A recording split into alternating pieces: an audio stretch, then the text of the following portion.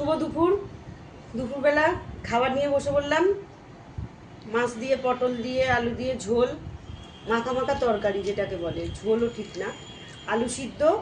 আর এটা পাতলা মুসুরির ডাল, পেঁয়াজ ফোড়ন দিয়ে। দেখো ডালটা লা করেছি, গরমকাল তো, গরমকালে টক ডাল খেতে ভালো লাগে, কিন্তু আজকে আমি পেঁয়াজ ফোড়ন দিয়ে করেছি।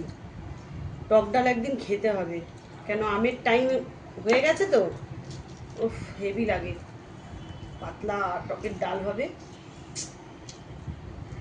আমার তো এখনই খেতে ইচ্ছা করছে। নামটা বলে দিয়েছি।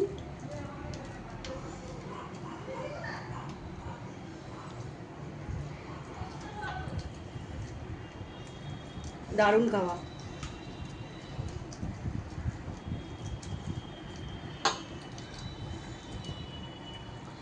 আমার টকের ডাল হলে, আলু সিদ্ধ হলে আর আমার কিচ্ছু লাগে না, মনে হয় ওটা দিয়ে পুরো ভাতটা খেয়ে নিই। আর একটা মাছ ভাজা, গরম গরম মাছ ভাজা হবে।